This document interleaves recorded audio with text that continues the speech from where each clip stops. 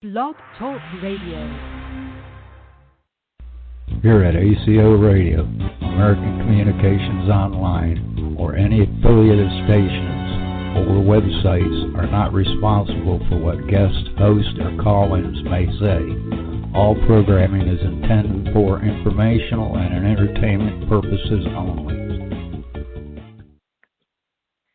Hello, world. This is TJ Morris, and you're listening to TJ Morris CT Radio with American Communications Online. And today we are introducing our Ascension Spiritual Tranquility with Richard T. Knight, our pastor of our Georgia area in the United States of America. And we welcome all you folks out there spinning around smartly on the planet, in this world, and in this galaxy, Milky Way galaxy, and the big universe among many universes. We have expanded as of 2021, and we welcome everyone that believes like we do, that we are immortal souls, and we come and go, and we are all about the worlds and the UFO and the ACO and UAV and all of that. That gives us a little edge on where we are in the universe with a lot of different groups, and we're going to share spirituality today. And I didn't get it up soon enough for everybody, but that's okay because we're going to do something different today and introduce Richard T. Knight. Some of you may have heard him prior with me on a couple of shows, but this is an introduction of things that he may be able to share with us about Ascension, spirituality, and tranquility. And if I spelled that right, it looks right. I've got Ascension, spiritual tranquility. So I guess we're going to create that together. And I will put this out to Facebook and Twitter and all those places that I do my ACO Club Spirituality. And actually, Richard, as a volunteer in a nonprofit for all of us, an unincorporated association, has agreed to help us organize all our groups and people out there. So I guess if you can, look him up, and we will hopefully be having a 2-hour show on Sundays again. We've been doing this since 2012. So I'm going to have to make sure, oh goodness, I've got to change this. I'm just doing a little from 15 minutes to 2 hours. I didn't catch that. But let me get Richard on here, and we'll see what Richard has to offer. He's known me about 3 years, I think, on LinkedIn. But Richard T. Knight, how are you today? Can you hear me? Yes, I can hear you fine, TJ. Or whatever synonym you would like me to use in addressing you, since you have 15 different names. Oh, yeah. Which is good. The more handles you have, the more galaxies you can operate in, as they say. I guess anyway. So. But, born Teresa Jeanette Thurmond, for all those of you keeping up in the human form. And we're working together in a lot of videos we've got out there. I hope you can tune into them. Teresa J. Morris, TJ Morris CT Radio. We've got a Psychic Network. And we're just going to help us in our spirituality and our metaphysical field and a lot of our various groups. So we're going to have to create this together, folks, with Richard and get other people on. But tonight I've got mystics, oracles, psychics, sages, seers. I've got introducing Richard T. Knight. Okay, Richard, so you've had a large repertoire, resume. You have a huge resume, but for the sake of today's show and getting us started, let's work on what we can create together for 2021. We've gone through a lot, but everyone seems to want to put all that in the past, even though we've got Mother Nature talking to us quite strongly. But where would you like to start? I'll let you just start talking about spirituality and tranquility. You had something in mind when you told me those words, and how we can move forward together with my ministry and yours. So can we both agree we're both empaths? Let's start there. Definitely. You think you're an empath? Definitely, okay. Most assuredly so. I've had some very scary and very enlightening incidents with empathy, pulling people out of the dark night of the soul, as it's phrased, and basically taking the whole of their burden and the whole of their pain into myself, and then, of course, transmuting it into light and love, and then in turn sending it back, brought about a miraculous change in their being, because naturally we are all multidimensional, immortal, divine beings of pure energy consciousness. And so that's the basis of our foundation, and that's the basis of our spirituality. So if you go back to the very, very beginning of creation itself, these are, in fact, the divine perfected beings that we were created as initially, long before we ever decide to come here to the earth plane or any other galaxy or any other planet or any other cosmos, etc., etc., etc. So therefore, it's crucial to understand that you are a divine spiritual being having a human experience, and not a human being attempting to find your spirituality. That's the crucial point and forepoint to the whole, succinct thing. Well, let's discuss some of these things, because a lot of people feel like they've been good. They don't understand why bad things happen to good people, including my children in their late 40s, early 50s, going through menopause. So it's very hard for them as women. But they're also struggling because as much as our world dualistic society, I know as we get above as Ascension masters, those that have come and gone, and those that have lived before, they've found their past lives and are moving forward to be here now. You know, there's those of the empaths and those of the mystics that know that there's many levels of the soul. And the Ascension spiritual tranquility can be about knowing that we all are passing. Everyone knows about life and death on the planet, and we have a lot of our friends that discuss near-death experiences and life after life and living after we've passed. And I've passed several times, and I know you have at least a couple of times as well, maybe a few. But the Ascension spiritual tranquility, AST. Many people talk about Ascension, but they don't really understand what it is. And right now in 2021, you'll hear a lot of people talking about level 5 or the fifth dimension, or even Ascension masters coming to help pull everyone from under, the Gartha or Shambhala, or under where all the crystal caverns are. And some people in Mexico, I've seen them, and they're very, very hot. But there's the caves, those that people live under, ascending. But those around the world hanging on, I guess with our toenails, hanging on out here in space with gravity, we're all ascending together with this planet. So have you heard about them talking about Mother Earth ascending the entire universe or the entire planet? Have you heard certainly. about that? Yes, because you see, as a race of beings, all right, speaking of mankind in general, all right, we have what you would call an oversoul or an overconsciousness that basically all of us gravitate towards, and in fact contributes to our experiences on a day-to-day basis.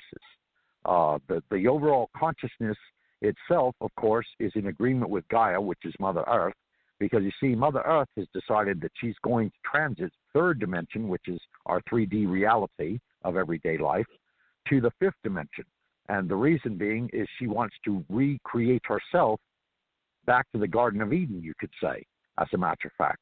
And of course, this has all been foretold with the dawning of the age of Aquarius, where all the stars align, and basically the planetary energies are basically refocused, realigned to a much higher vibration, and therefore it is transiting in a timeline that is parallel to the timeline that we're experiencing now. And of course, there is always a choice to be made. You see, each given individual has a choice to decide whether they wish to remain in the third dimensional world or if they want to transit on to the fifth dimensional world. This is part of the ascension process. The ascension process itself is an internal process, all right? It's internal work. It's deciding to set yourself free from everything that is holding you back or holding you down in any way, shape, or form in the life that you presently experience, because you become a very positive-centered being. So in other words, rather than allowing all of this negativity that's bombarding you to actually create reactions in you, instead you step aside and you let the bombardment go past you, and you say to yourself, okay, I understand why I'm being shown all this negativity. So what is the lesson the negativity has to teach? So therefore, by looking at it from that perspective, you're not negatively affected either mentally, emotionally, or physically by all that is negative that is coming at you. And therefore, in turn, you turn inward and you find by arising with your higher self or your divine self or any other platitude of words you might want to choose to use, basically it is your overself or your higher self and the connection between your physical self and your spiritualness or your spiritual being, okay? I don't like using the word soul. I see the word soul as being nothing more than the personality of the spirit, just as the ego is the personality of the human being. But this is semantics and metaphysics and all this kind of good stuff, and it's all good. I mean, it's neither derogatory nor negative of any kind. It's just a matter of identifying what you choose a word specifically to mean.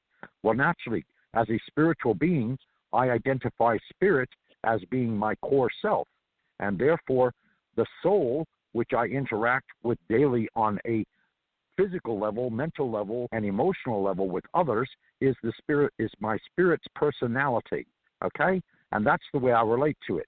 Now, of course, the word soul has been around since the 60s, so we're talking about, 60 years or more, all right? And people identify with the word soul as meaning your spiritual essence. And I'm fine with that. If that's the way what we used to use terminology, that's fine with me. I don't have a problem with it.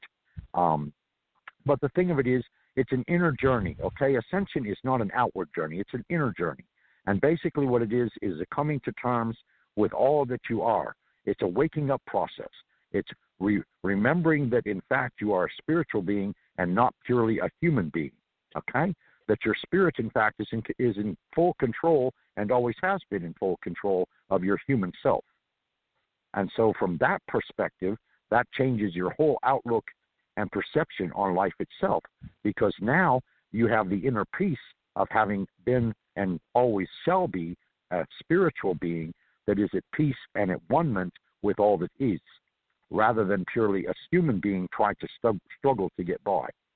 So if you put a dominant precipice of positivity into your reality, what happens is your whole reality begins to shift and change, because by having a positive mindset, okay, and this is nothing more than affirmations you can say to yourself, like I am that I am. Nothing on earth bothers me. Nothing on earth controls me. Nothing on earth in any way harms me. Nothing on earth can in turn take or drag me down in any way, okay? That's just an example of a positive outlook of saying, hey, I'm me. I'm a divine spiritual entity that was created by God or the source of all, or again, whatever terminology you like to use in regarding the identification of deity that you're familiar with. Again, it's all good, because it all, in essence, is putting out the perception and the reception of the same exact thought form.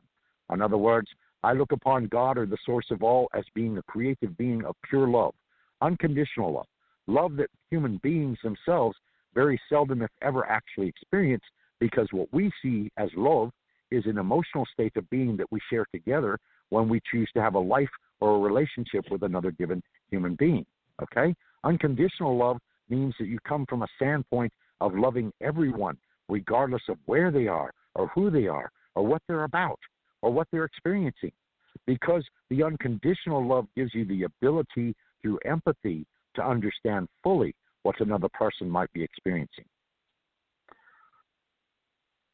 Well, what do you say about the word tranquility? That was one of your keywords today, tranquility. Sure.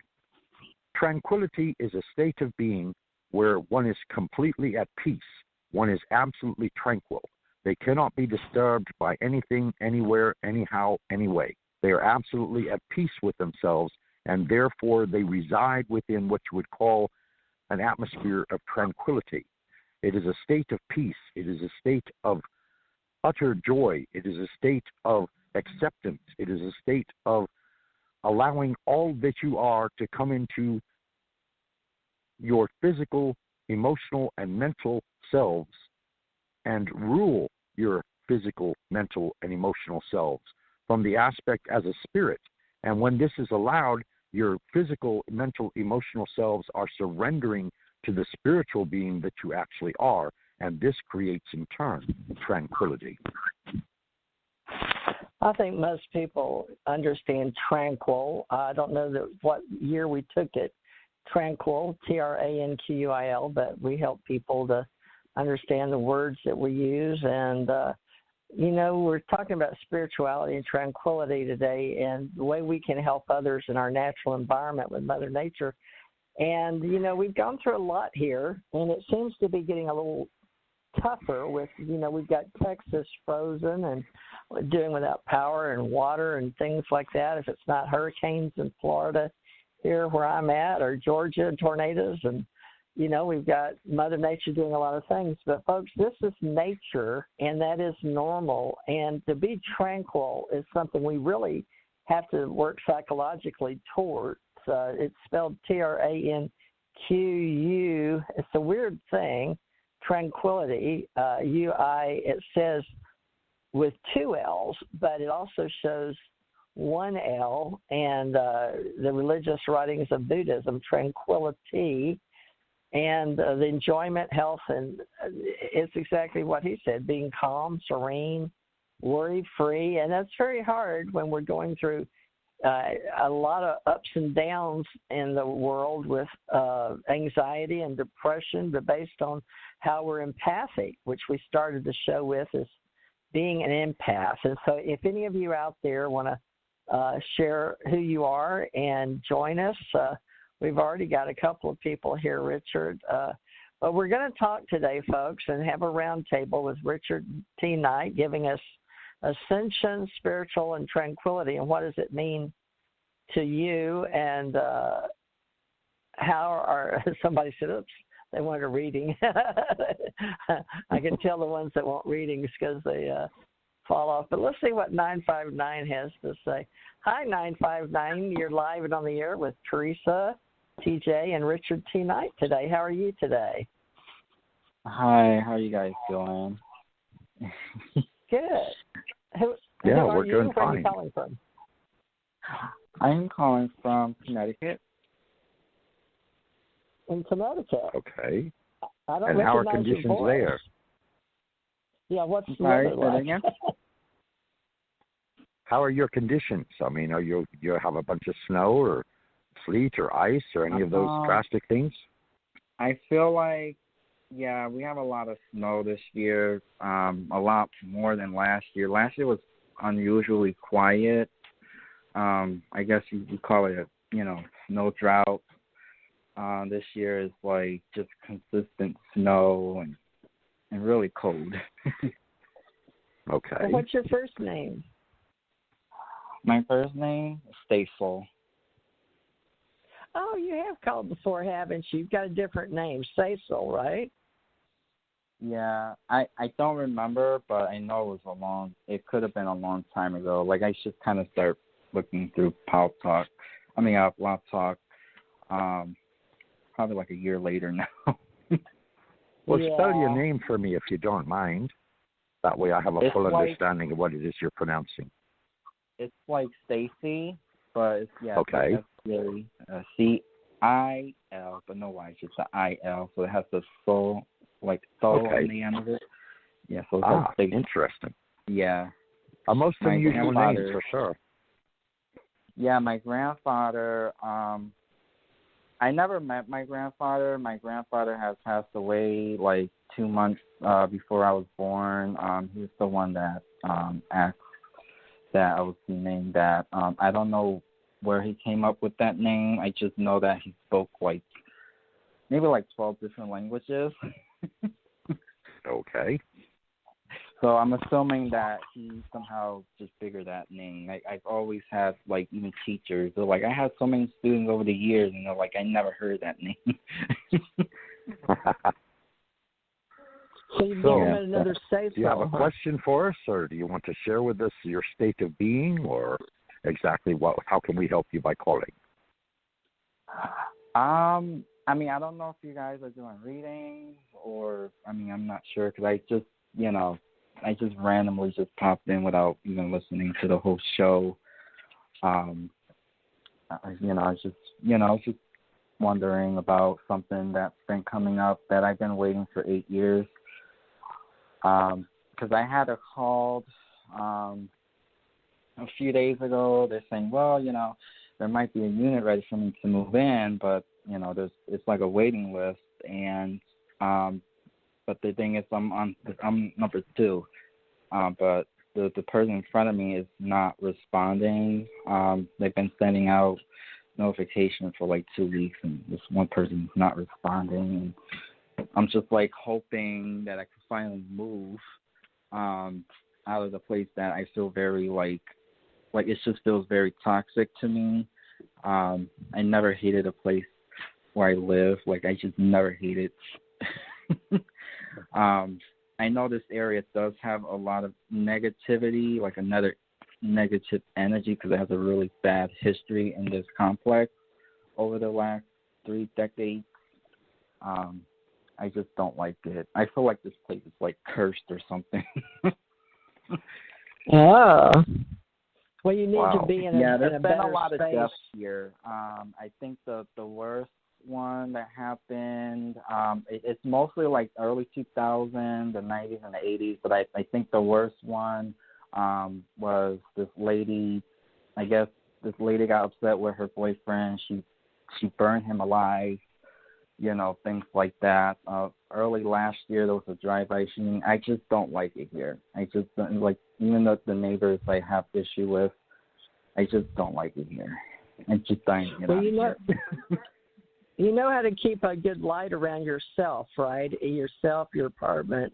You know how to do all of that, right? And expand your consciousness to protect yourself with your higher self. We do that white light bubble. Do you know what I'm talking about? You spread from inside your inner self.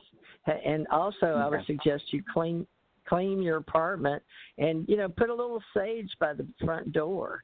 That always helps. You can smudge it yourself. Do you know all these little rituals that we use to help ourselves? Yeah. I have sage in the house. My partner had felt like there was some present in the house. I don't know if died in the house because I don't know. Like, I know something did happen here. Like, for example, I don't know why they never remove it. I didn't notice till the next day after getting a tour of this house. Like, I have a metal door in my kitchen door, and it still has like 2 bullet holes.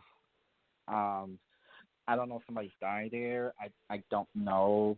Because I don't want to say it's haunted, but there's something. Well, it sounds like you to definitely do something with it. Yeah. Yeah. Go ahead, Richard. Tell him about candles. Well, I was just going to say, go ahead and put some green tape over those 2 bullet holes for healing. This heavy green tape, like you know what I'm talking about. It's like a masking tape. But you need to make sure but you need to bless them. Do you have are you a mystic or a oracle or a psychic sage, seer, shaman, anything, pastor? You have any religious ties in your identifier, how you identify yourself? Well, my partner does. Me, I'm not as active like I was. Like, I try to deal with, like, saints. I guess because I was raised Catholic. So. Oh, okay. Well, that tells me a lot. Then you know how rituals are done. Okay. What you need to do is get you a candle. I need you to do these things while you're there until you get your calling to move, which you said be at least over 2 weeks. So you've got the rest of February, right? So you need to go ahead and get you a candle. Richard can tell you, I don't know if white or yellow, but you need to get a candle. But you really need to do a few rituals just for a couple of weeks to make yourself feel better and expand your consciousness. But that's why we're here too. Is we're pastors of Universal Life, which we've got out of Modesto, California, but we're also mystics and Ascension masters. And, rituals don't hurt. I don't think people should. You said Catholic, so I know you understand what I'm saying. So you can use the Father, Son, Holy Spirit for you, and Mother Right. I use Mother a lot because of spiritual pulling me into this dimension. When I'm a time traveler, so I travel a lot. And this last battle I was out in, it was really tough. It was like a video game. So I came back very wounded, but Mother grabbed me. So if I was you, knowing that you've had that space used for that type of physical reality, and this reality, which should be a healing place, a learning place, even though a lot of people call it the prison planet. But for you, cover those with some I feel like a prison. Okay. Well, let me give you a quick solution to the situation. Okay. All right. Yeah. I would like you to get a white, a red, and a pink candle. All right. Now these can only be these can be tapers. The candle size is irrelevant. It's the color that matters. Okay. If they happen to be tea lights, they'll work. All right. The white candle, of course, is the blessing of the source of all. All right. That is the blessing of love, pure, unconditional, divine love. The red candle basically is a work of energy in action. In other words, you're taking everything and anything that could possibly be angry in that circumstance or in your home or even in your life, period, and you're burning a red candle to show that you recognize that there is anger or dissent or unaddressed situations that maybe grief is needed and so on and so forth, and you're saying, I dispel them from my presence. I dispel them from where I live in, okay? And I compensate them with love and white light. And therefore, as a spiritual being, I push out any and all negativity from my house, all right? Then you take a smudge bundle, which is usually, it can be sage, it can be cedar, it can be white sage, it can be all kinds of different earth bushes, you know what I'm saying, that are basically Native American in origin. And you take one and you burn it, and as you burn it, you go around all the windows, all right? And you go around all the doorways, and you go around each and every space and each and every direction in each and every room in where it is that you reside. And you say, as I smudge, I cast out anything and everything that is evil or dark. You cannot reside here, for I am a being of light, and I send you now back to where you came from. And it's as simple as that. Okay. That will help. And that will definitely help. In this time, in 2021, we're going to be talking a lot more about rituals and peace and serenity and how we can help ourselves. And rituals are a part on Sundays, especially to reset and get yourself feeling better about yourself and your reality, where you are, where you're located. And you said you're looking to move, but in the meantime, you've already discussed things that I could tell could make you a little anxious. So that's a good idea to use those, the smudge and what Richard told you about your place now. And then just make it so.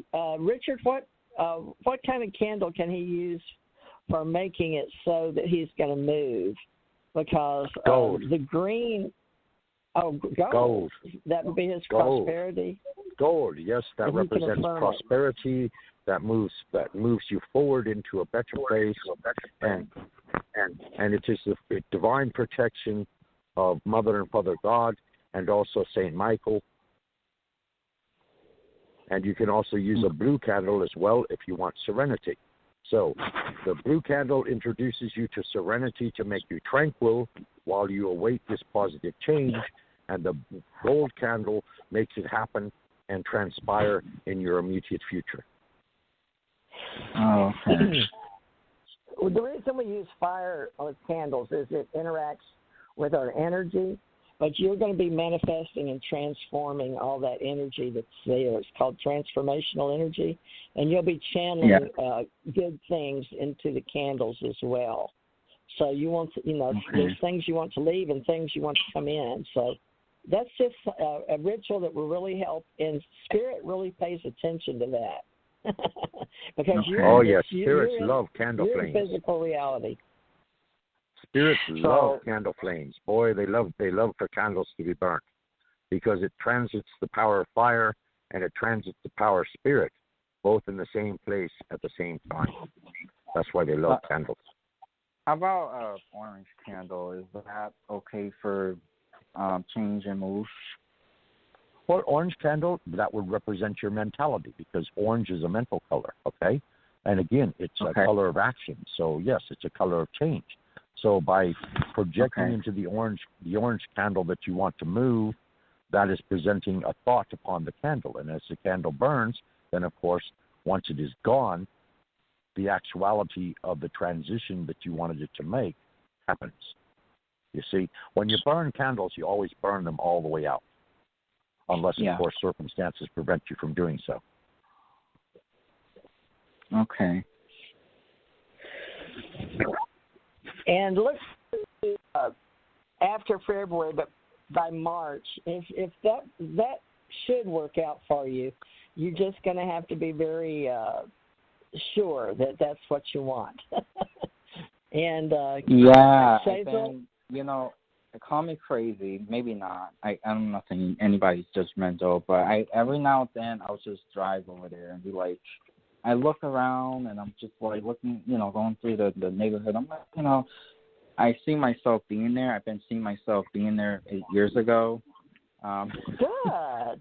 It's a bit of a time consuming, but I've been looking at the place.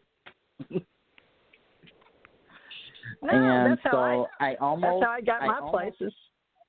You project where you want to be, and the next thing you know, you're there.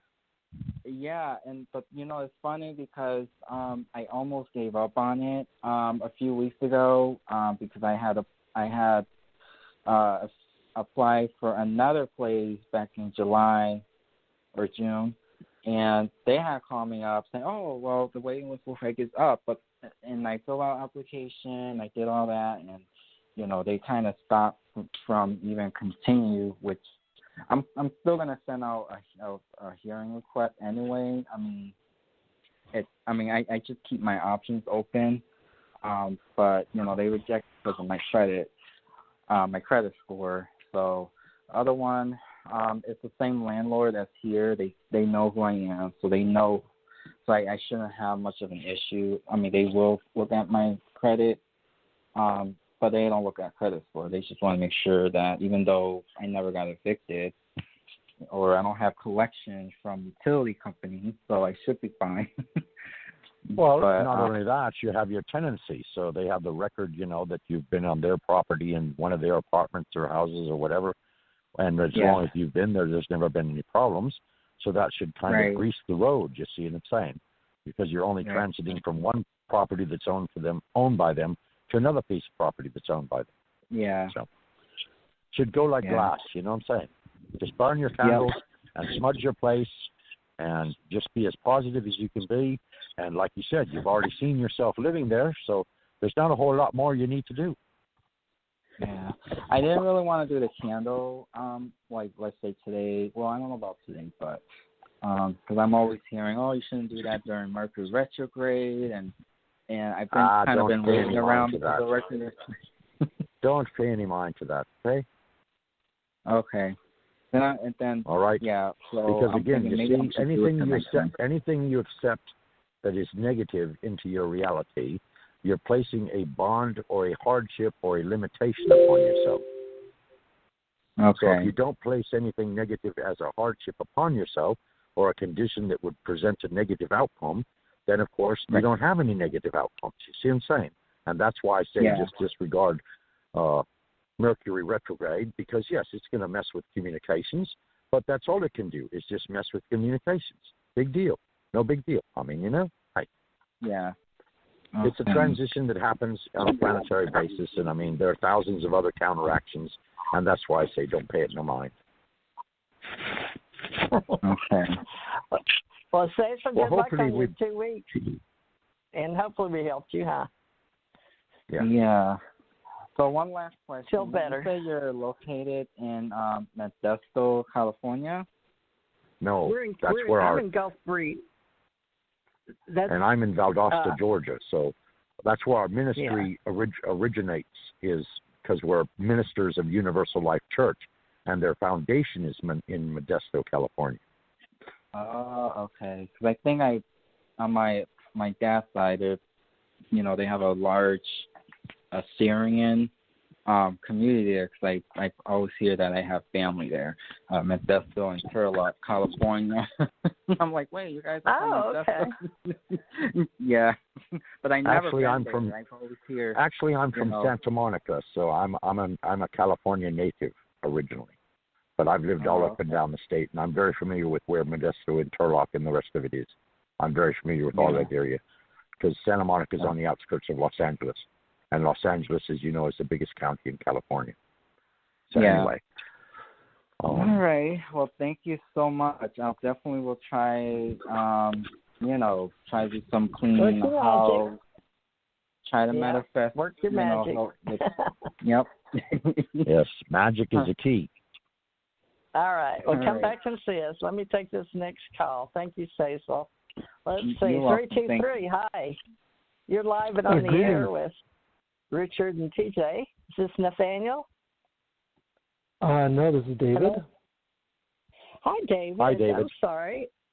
Nice to meet you. This is TJ and Richard. You have a question? Are you joining us? Did you want to talk about anything particular? Well, I'm actually in. You were just talking about California. I'm in Palm Springs, California. We're at 75 and sunny, so that's good. I'm actually feeling very cut off spiritually. Uh-oh. That's not good. Well, let's I'm a big boy, and I'm an old soul, and I can take it, but I just kind of am questioning what I'm doing. I've had enough sex. I've had enough wine. I have enough money. There's nothing else I want to go out and accomplish or achieve or get for myself. And I meditate for hours a day, and I do my affirmations, and I use my sage in Palo Santo, and I do everything the right way, and I'm just kind of sitting here by myself in my big, huge estate property, disconnected from life.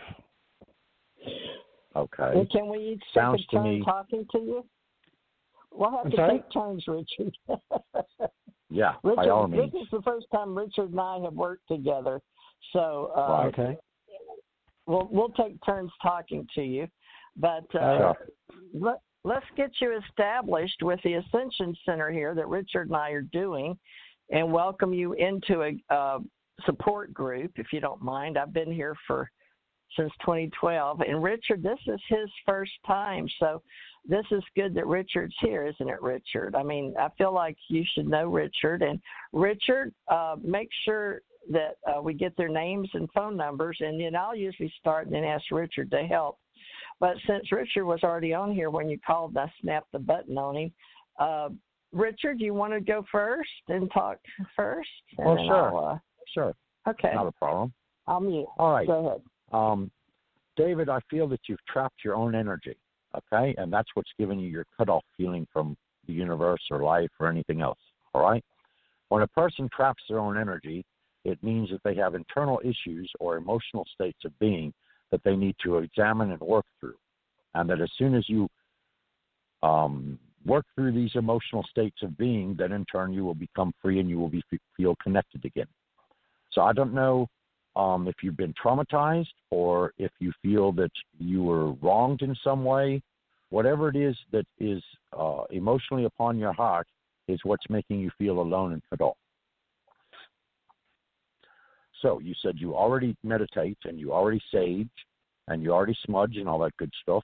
So you have all of that going on, and yet are you actually physically alone in the home where you're at? Or? I am, yeah. Okay. Are you looking to draw someone into your reality that would in turn create an interplay with another person? Not necessarily. I'm not yearning for anyone, no. Oh, okay. All right. Have you been traumatized recently, or have you ever experienced in the last couple of years an emotional upheaval of some kind? No, not at all. It's been quite the reverse. I mean, I led a huge life. I was on Broadway in my 20s and made tons of money, and I did coke with Liza Minnelli, and I dated Mia Farrow, and I led a huge life. And went to Hollywood and was hugely successful, and I came out, and I bought my house, and my whole life just disappeared. And it's not from trauma.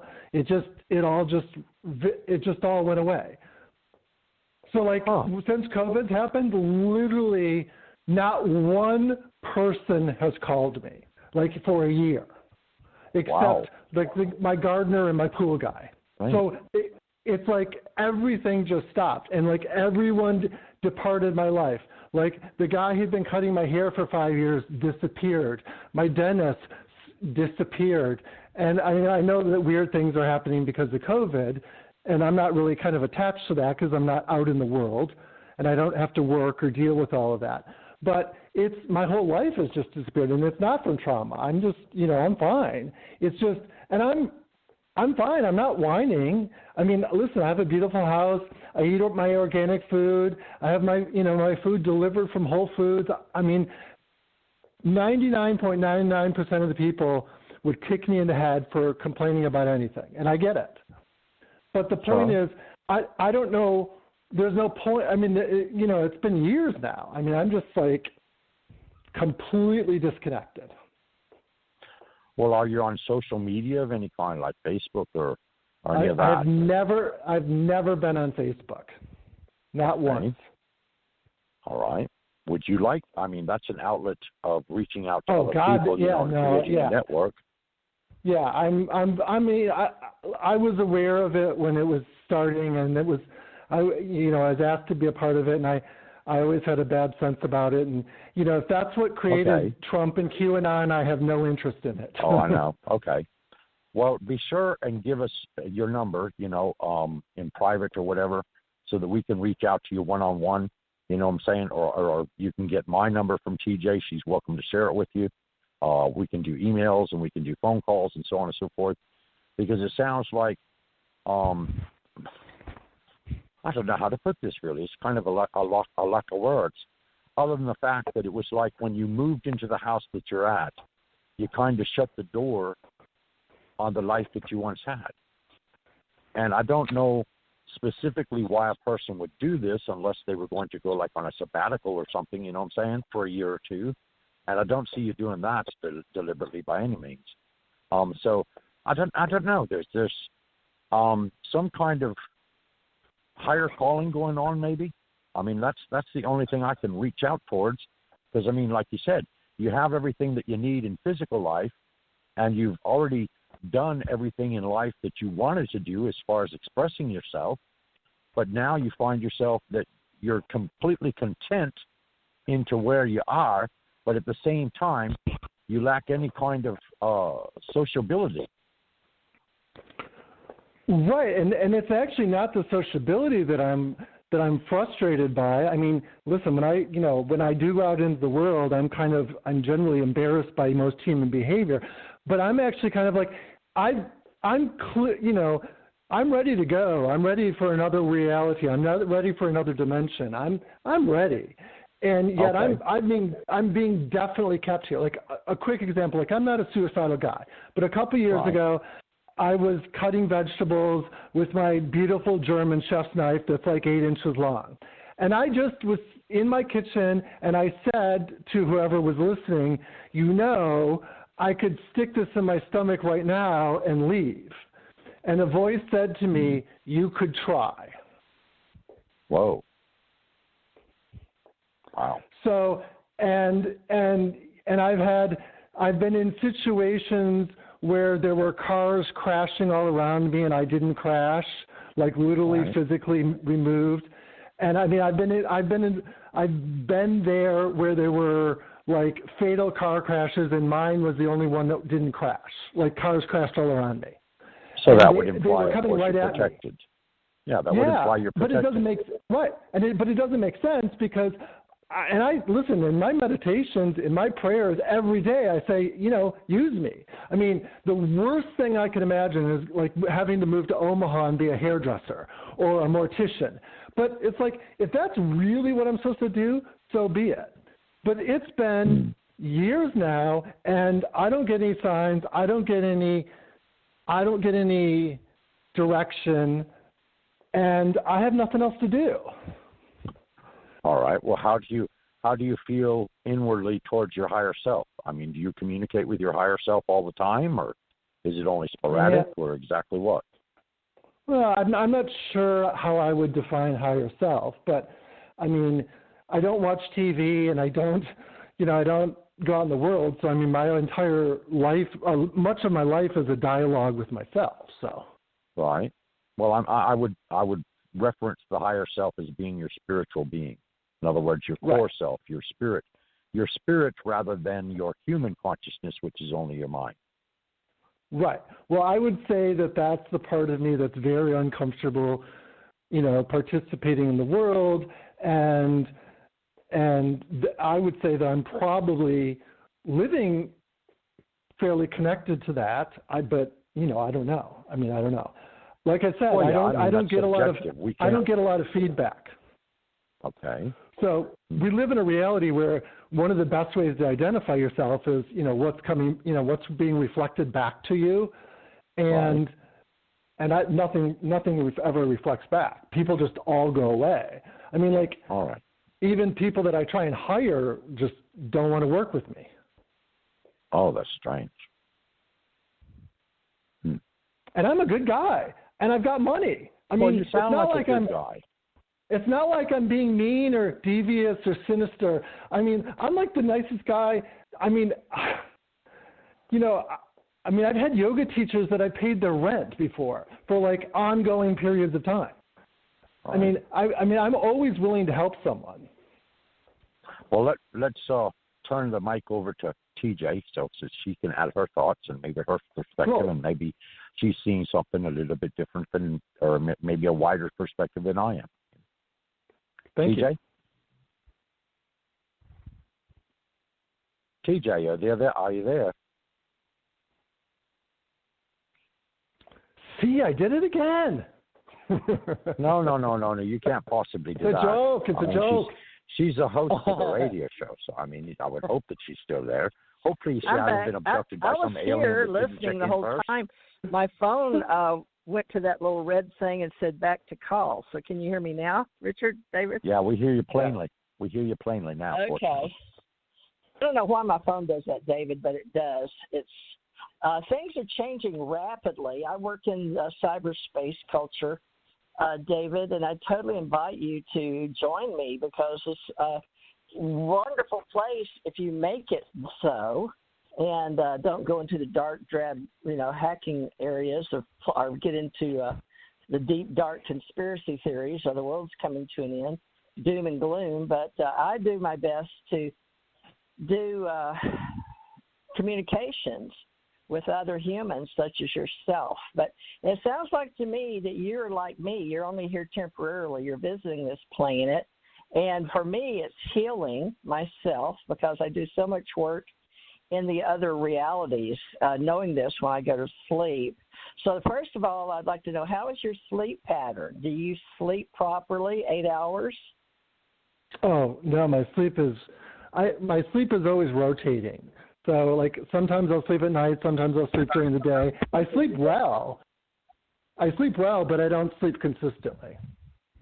All right. So the first thing, as a life coach, because that's what I am told I am, I wrote books on being a life coach, but that's just because I needed help. We always write about things that we need the most help with because we're all students and teachers. So how do you feel about teaching other people, being on the planet, but about who you are and what you are? Because you haven't written a book yet, have you? Well, not in this lifetime, but no, I mean, I have nothing to teach. Well, surely you do. Anybody that dated those famous people, what about memoirs? Oh yeah, I'm not going to, I mean, listen, I shouldn't have even said what I said, but yeah, I mean, no, listen, good, David. It shows that you've been out there. You were trying to make a point that, right. What's going on now. But yeah, my point was that I've lived. I mean, it's not that I'm like cowering in the corner. Right. I get that, David. And I had a friend, David, and he was working with Ron Howard and Brian Grazer over there as a producer. He's passed on. But he was working in gematria a lot, and but yet he couldn't get. He had that same feeling. So emotions are very important. You have your mental, physical, spiritual, emotional bodies, right? Your mental body. And right. You know you're here for a reason, and you know that you're special because you've been in too many positions. Let me ask you this, because I've actually died and gone to the other side a couple of times. How about you? Any near-death experiences that you, I mean, sure, you got an epiphany. I almost died a couple of years ago. I got some kind of lung infection. I was actually up in San Francisco staying at a great hotel, and luckily it was a great hotel with a great suite, and I got really sick really quick, and I didn't get medical help, and I had a being show up, and I asked it if it was the angel of death, and it said, no, not with me. And I said, and so anyway, I had this, and all I did was drink vodka for 5 days in this hotel room, and I couldn't breathe. And then it passed. So, I mean, that's the closest I've come. Well, let me ask you, were you a dancer, singer, songwriter? What did you do in Hollywood that you feel like is in the past that is no more?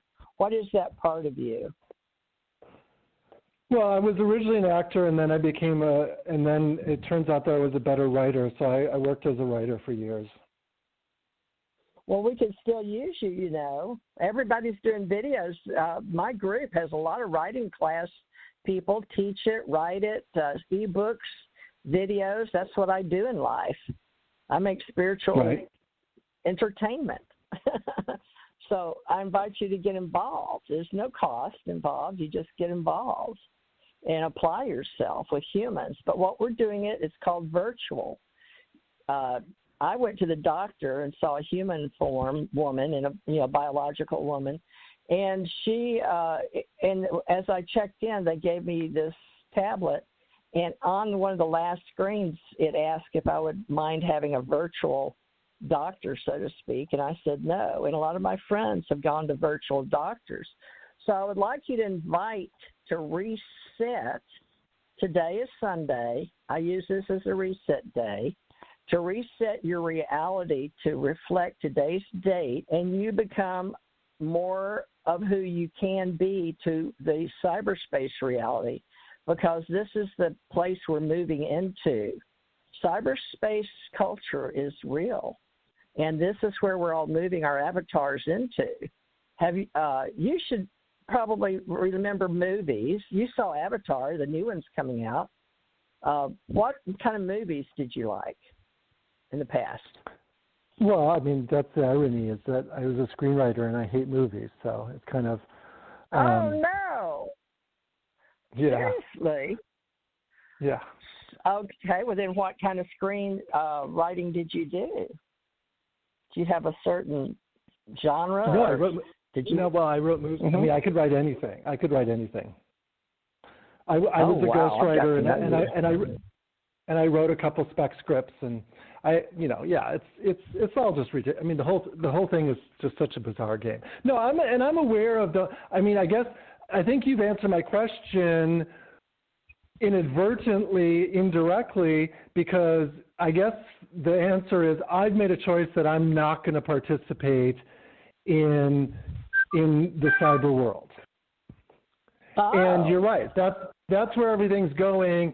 And so, I mean, I guess if that's my choice, then I am cut off, and I just have to deal with that. And I've never really looked at it as a black and white thing, but I think it may be. Well, we have human form. We're called biologicals. And you, of all people, I would love to be you right now, living where you are in the way you're living and knowing the people you know. And see, I want to be a screenwriter, so I could love having you as a coach because Richard and I both write, and you have the skills to teach us things or to look at what we're doing while we help people as mystics, oracles, or tarot readers or spiritual counseling. Yet it's something that I feel like needs to be in cyberspace culture. Everything that you're doing, and but we don't have enough people to help us connect the dots. Does that make sense? It does, but I don't. I honestly listen. I don't. None of my life was calculated. I'm very much a person who believes in fate, at least for myself. I mean, none of it was ever planned. None. I didn't plan going to New York. I didn't plan my success. I didn't plan on LA. I hated California, and I never planned any of it. It all seemed like I was just connecting dots on a puzzle that was laid out for me. Wow, what a story. Just think of how many people would have loved to have lived your life and been on your spiritual journey. So many of us are trying to get there because we all want to do what you've done in cyberspace. And I'm not making this up. I have people calling me every day how to do this. How do I make videos? How do I, get these books done? How do I get my ebook done? So I'm just a life coach, so to speak, and a psychic. I was Michael Jackson's psychic, one of many. So, it's not like the universe set you up for Did you know Michael? Today, but, Did you know Michael? MJ. Huh. Yes, a little bit. I knew Michael also. You've personally met him like I did? Yeah, I'm not close, but yeah, I mean, there's certain circles, and the whole Liza Minnelli, Elizabeth Taylor, Michael Jackson thing is a circle, and there's all these different circles. Wow. Well, I don't understand how you got calling us today. Do you call Blog Talk every day, or never, or all the time? No. Not. I mean, all right. Once in a while. If I can interject something. Yeah. I believe, David, that you're ready to transit from 3D to 5D, okay? And because the way that you have described things in their happenings, and not only that, feeling cut off, it's not so much that you're cut off, it's rather you're ready to step away. And, of course, you have guides and counselors and a whole healing team and everything else that are just waiting there for you, in 5D, and that's where you need to be. And I do believe that you have the wherewithal to get there. You may need some hints here and there, and, hey, it ain't no big deal. I mean, in actuality, you can personify yourself in the fifth dimension when you go to sleep at night, whether it be sleeping at night or whether it be sleeping by the day. And basically you're going to transit yourself, because 5D occurs in the physical reality just as much as 3D does now. The difference being that your take on life and your approach and perception of life are a whole lot more different and focused and screened and filtered in a lot more ways than it is presently. All right? Does that make any sense? Yes. So, you give yourself permission to transit from 3D to 5D. And I think that's a union that needs to go on with you and your higher self, or you and your spirit per se, okay? And it's already happening. It just for some reason or other, it's like you've been left out of the conscious loop of it going on. Right. You follow me? I do. But I'm also aware that, from everything, I mean, I've studied physics and I've studied spirituality. I understand the term 5D, but I've also seen a lot of people talking about we're going to 5D, we're going to 5D, we're going to 5D, and then, the same people, are claiming that, Hillary Clinton is boiling and eating children. So it's like, wait a second. I don't know exactly. I mean, I think everyone has a different definition of whatever 5D is. And so I don't have a specific definition of what that is. Okay. Well, you could see 5D as being an ascended state of being where there's peace, tranquility. There is no need to communicate verbally, because all it is intuition and telepathy. It's a state of being 2 levels or dimensions above where we are now. So naturally, to get there, you have to transit through 4D or the 4th dimension, which the 4th dimension is kind of like, it's kind of like what you've already done. It's a shunning of the reality of 3D and aspiring towards something that is even greater. And then once you reach 5D, 5D is a perception of unconditional love, and a connectedness to Source. And that's the crucial difference between 5D and 3D, because 3D naturally is all focused outwardly on the material world, and 5D is all focused inwardly on unconditional love and being in the flow of creation itself, if that makes any sense. Yeah, it makes perfect sense. Yes, I understand it. Well, 5G is a lot like the new spirituality that guides use for spiritual awakening. But Mother Nature has one level, but you are right, David. 5D is like 5G. It depends on who you talk to, because it can be your heaven or hell, depending on the journey you're on and how you experience life.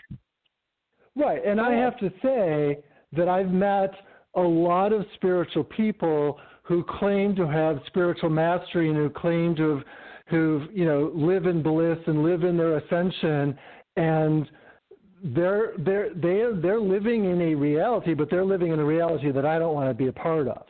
I get that. And I get that a lot. I mean, understandably. Yeah, I mean, these people that are just permanently like, oh my God, I love my God, and God, everything is great. And I've actually had people look me in the face and say, I don't believe in anything negative. I'm like, what about that person laying in the street who can't afford to eat? That's not negative? Logic and realness. Well, they're still in this reality psychologically with reasoning. You get where this is the overkill that I think a lot of what you call that Hollywood stuff if you tried to put behind you, is the fact that there's something about us that tends to go too far one way. So that needs to be balanced, and I'm sure you've learned that. Don't judge us all in the woo-woo because of some that are so far in the woo-woo, they won't come back to reality. Because I get strapped with that a lot. Absolute. Some of us are pretty grounded. I agree, and and that's why I called. That's why, because I heard you both talking. I was like, they're interesting and thoughtful and soulful. And I was interested in how the conversation would unfold. That's why I called. Nice, David. But how did you hear us? Where did you hear us? Where did God put us out there? No, I was just scanning through Blog Talk, and I was like, spirituality, and then I wasn't, your show. I looked like it was like a half hour in, and I just. I was like, I liked what you were saying, but I also, like I said, it was intelligent and thoughtful and considered, and so that was what drew me. Like, for instance, make Richard feel good, huh, Richard? This is the first time, David, we worked together. That's why we kept walking over each other. Oh. This is our first time. This is our first time. So I think it's good to here. I think it's a good team. Like the last time I listened to a Blog Talk program, this woman was calling a psychic and she was crying her eyes out. She couldn't pay her rent. She'd already given up her cat. She was going to lose her car, and her whole life was hell in a handbasket, right? And she tells all this, and she's literally crying when she tells this to the psychic, and the psychic says, well, you need to go out and find money management courses because your problem is you don't know how to manage your money. And I was so angry that I almost called in to blast the hell out of the psychic. But then I was like, I don't know. That never works for me. I've been blasting people for years, and it always kind of blows back in my face. And most people don't want to hear it anyway. Yeah, but anyway, tell them the good stuff. David, you're really good at this. Why don't you have your own show? Oh, yeah. We are both very genuine and transparent. You know what I'm saying? We're just very down-to-earth folk trying to help steer people that are having questions, whether it be spiritually based or whether it be psychically based, whether it be universally based, whatever it happens to be. And just by sheer chance, or maybe the fact being that you are led to us to listen in, so that in turn would get to know you.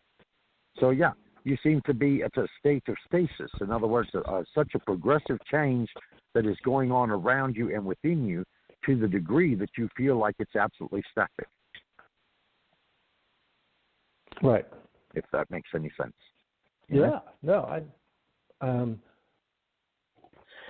like to get to know you. You want to take a couple of more calls? David? Yeah, go ahead and take your calls. Go ahead and take your calls. I've got your information, all your names and everything is on the Blog Talk page, so I'll reach out. Thanks. All right. Well, I enjoy hope you your come evening. Back Yes, enjoy your evening. Please, and basically, definitely do reach out and contact us, definitely. Yeah, we would certainly enjoy some further interaction. David, all right, thank you so much for your time. All right. David. And, yeah. Me and Richard are making a club, ACO Club, online, for people like me and you, and hopefully we can all meet one day. We hope to make it where we can meet once a year. But would you be interested in helping a spiritual, metaphysical, everything, but without so much woo-woo? I'm open to it, yes. I'm open to it, yes. You think about it. Sounds great. All right. So thank you for your time and everything. I really appreciate it. It was nice to connect, and all blessings, and I will reach out. All right. Thank you. We appreciate you. Thanks. Ciao for now. Okay. 720. Hi, this is TJ Mars ET Radio. That was Dave out of California. Very sweet person. Hopefully he'll be part of our group. We are forming an ACO club today, and it seems to be working. We didn't advertise it, but 720. Where are you located? In California? Yes. Hi, I'm from Colorado. I'm from Colorado. Okay. Where are you calling from? I'm sorry, I missed the question. Did you ask where I'm calling from, or what am I calling for? Hello? Yes. I'm not here. Your first name would be good. Oh, my name is Randy. You're kind of fading in and out, TJ. I'm not sure what that's all about. Okay, you take her first, Richard. Well, greetings, and to who do we have the pleasure of speaking to? Hi, my name is Randy. I'm from Colorado. Okay. And I'm calling, I'm calling because I just wanted to know, my children got a free trip to go overseas for a teen tour this summer, and I don't know, I'm like wishy-washy whether or not to send them or not. Well, we're not really doing psychic readings per se. Okay. We are offering spiritual advice, okay? And of course, if I was a mother in your shoes with a kids about to take a trip overseas to Europe or whatever, naturally you're going to be very circumspect because of the stupid pandemic still going on. Some borders are closed, some borders are open. Some of them are requiring all kinds of CDC conditions, somewhat more strenuous than we do here in the States. Others are much more lax than we are. So, yeah, of course, you have to consider the endangerment factor in there, which never used to be there. You know what I'm saying? The endangerment factor previously was, okay, well, are they going to be escorted? And if so, how many adults are going to be present? And, are they going to be, kept as a group? Because naturally you're a lot stronger in number as a group doing things together than you are if you break off and only be 1 or 5 or 10 or people like that. You know what I'm saying? So you have all these traditional concerns. I feel like they have like good supervision. It's a good program. Actually, it's free. They got it for free. They got a scholarship. So it's like, how lucky am I to get that? And they were supposed to go last year, but then they canceled it. So I don't know if it's even, they're just going to decide next month whether or not it's still even going to go on. But well, yeah, I think you're anxious. And if they get COVID and they're overseas, I'm going to freak out. I'm like, I just want them to be with me. Like, part of me just wants them to be with me, but like, this is a huge opportunity. So well, how old are they?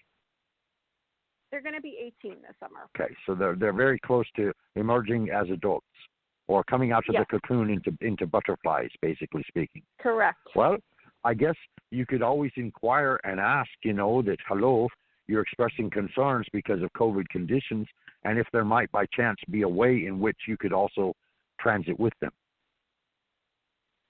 I mean, after all, it doesn't hurt to ask. The only stupid question is the one never asked, right? Mhm. Yeah. So I mean, that would placate all of your concerns, because then you'd be Johnny on the spot, and you'd be part of the group, and you'd be right with them. So you see, then you wouldn't have all the concerns of being left out and in the dark and not knowing what's going on and having to rely on international phone calls and all this kind of craziness. And like you said, the COVID thing, I don't know. You can look at COVID from 50 different ways. Some say that it's just a big hassle and a big scam, but yet at the same time you have all the people that have died from it and all this kind of stuff. So you're kind of cut in the middle with all kinds of swords and spears facing at you. You know what I mean? Yeah. So, you have to deal with reality as it presents itself, all right? So I would definitely look into the possible opportunity that you might well be able to accompany them, and that would allay all your fears. You see what I'm saying? I don't think I can accompany. I can't go with them because it's too expensive. Well, I mean, would they also provide possible, accommodations for you on your behalf? No. So in other words, this is strictly a thing where they have to travel. All right. Well, then of course this is for the teenagers. Yes. Right. Well, my best advice would be this. Okay, take it day by day and see if in fact it actually pans out, or if in fact it gets canceled once again. Because unfortunately, this pandemic is alive and well, and of course, the majority of the world are taking it very, very seriously, and as they very well should. Simply because we have all these deaths all over the world. You know what I'm saying? And some have gone to full lockdown, and others have gone to other phases, and so on and so forth. And of course, unfortunately, none of the countries of the world are in full agreement as to how this thing should be treated. So, with that said, I know I'm not really allaying your fears, and of course, you're going to remain anxious to see if in fact, it pans out or not. And like I said, my best advice would be neither to project it happening nor not happening, but rather to be neutral in the middle of it, and therefore when it does come to happen, you're not anxious and you're not overly concerned, other than, of course, you can't very well walk away from being the mother you are, you know what I'm saying? Yeah. But they're also about to turn 18, and they're amongst their peers, and they're well supervised and so forth. So if it does go forth, then I think you are worrying excessively. You see what I'm saying? I am worrying excessively. It's true. And you need to. And what you could also do is reach out to the leadership and get more confirmation, by the leadership of exactly, how well escorted they're going to be and exactly where they're going to visit and exactly what kind of itinerary they have and everything else. Because as a parent, naturally, you're entitled to make those kind of inquiries, and I'm sure they would welcome them. Right. Okay. Thank you. You're welcome. Now, is there anything else we can help you with or address? After all, our topic is spirituality and tranquility. And of course, I guess if I had to ask a spiritual question, I find that like every job that I have, I'm paired up with somebody who's really mean and just not nice. And I don't know why, because I'm a nice person. So I'm like, what is it that I have to learn that I'm always with these mean people? Okay, all right. You may well be used as a catalyst of change, all right? In other words, if all of a sudden you find yourself surrounded by mean people and you're a very positive person, you're actually reflecting a example to the mean people of what they should be instead of what they are, all right? And then, of course, on the opposite side, they're reflecting back to you what you would never, ever prefer to become. Sure thing. So basically, when you're presented with negativity, of course, the best thing to do is to ground, center, and step back so that the projected negativity goes by you instead of colliding directly with you. Does that help? Well, I'm an empath, so I feel like I'm... Oh, goodness. Then you need to put your shields up, darling. You need to put your shields up. Because I can't walk into a hospital without seeing spirits of the dead and having 15,000 people all climb on me and wanting, this kind of attention and that kind of attention and all this kind of thing. So the way I deal with that situation is to put my shields up while I'm in the parking lot. I ground and I center and I carve forth shields of St. Michael and St. Raphael and, of course, the Holy Spirit and God and Goddess and whatever else, whatever your worship or any kind of deification that you identify with, of course, you would summons before you enter that situation. Well, of course, you can do the same thing with work. You know what I'm saying? You can project nothing but positivity at work. In other words, you can say, well, today I am going to have a beautiful day, and there's not going to be any arguing, and there's not going to be any negativity, because I won't allow it into my reality. And you will find if you do this consistently, what will end up happening is the most negative people that tend to confront you will actually be pushed away from you. And because they're being pushed, the conflict won't be allowed to transpire. Well, again, you see, it's a practice of perception, okay? Before I go into the hospital, I put shields up and say, okay, I am surrounded by gold, white, purple, blue, and green light, okay? And that addresses all of the different spectrums and colors and what they mean significantly. Of course, the white light is divinity. The blue light is calmness and serenity. The green light is healing, so that projected outwardly, these people are met with healing, okay? As well as anything they would project towards me as an empath, it is automatically healed before it reaches me, okay? Then, of course, purple light, of course, is spirituality, okay? So you want to become an embodiment of spirituality. In other words, if they are trying to darken your light by consistently bombarding you with negativity, then all you got to do is call more light forth. Okay. Because they can't put out a light that's too bright for them to handle. And you'll be surprised. They'll be repulsed by your light. Okay. All right. TJ, you there? Yeah, can you hear me? Yeah, we can hear you. Sort of, kind of. Oh, all right. Well, anyway, our guest is this lovely Randy from Colorado. I didn't get to hear. My daughter came to the door. Oh, you can hear me now? Yes. Hello? I can hear you. Good. Can you hear me? Yes. Yeah, I hear you fine, me? TJ. Okay, now I can hear you. Okay. Anyway, is this your first time you've called into this show? I didn't hear anything. Her name is Randy, and she's from Colorado. I don't Randy remember from calling into this show. Yeah, I don't know if I called into this show before. Yeah, I don't recognize you, Randy, but I didn't get to hear anything until when I came on, he was talking to you and you were asking a mystical question, or felt like you should ask a spiritual question. So whatever you guys were talking about, apparently I didn't need to know about. Oh, how odd. So, all right. So well, we can spirit argue works about in the mystical ways. Yeah.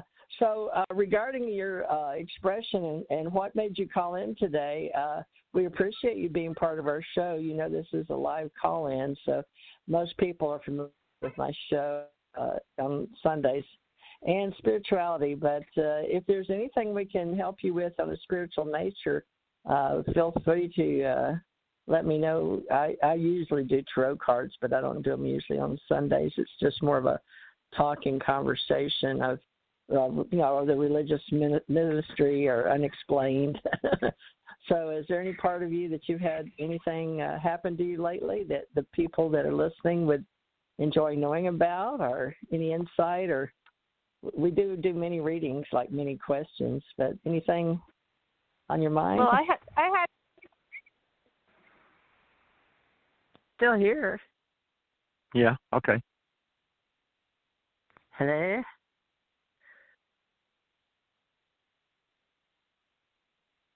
Sound check, hello?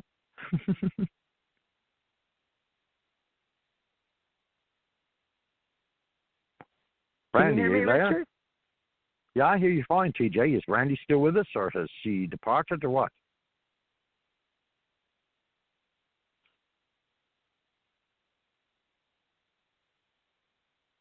Randy, are you still there?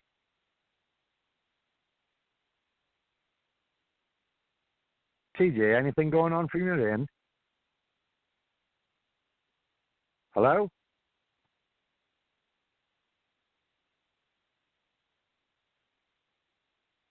Wow, there's some weird stuff going on. Can you hear me now? I hear you just fine. Right. I'm wondering if Randy actually hung up or exactly what's going on with that. No, she hung up. Oh, okay. Well, see, I didn't even hear her disconnect. It was like all of a sudden there was dead air for a minute. So the board shows me who calls and all that. But right, she I was know how it's run. Yeah. Yeah, she was talking and it dropped off.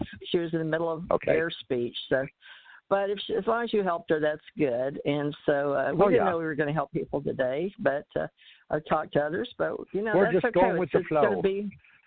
That's right. Go with the flow. So, as we build this, David seemed to think we were a good couple, but folks, we've got to get a rhythm going. I'm sure we'll hear from David. I'm sure we'll definitely hear from David. I don't know that.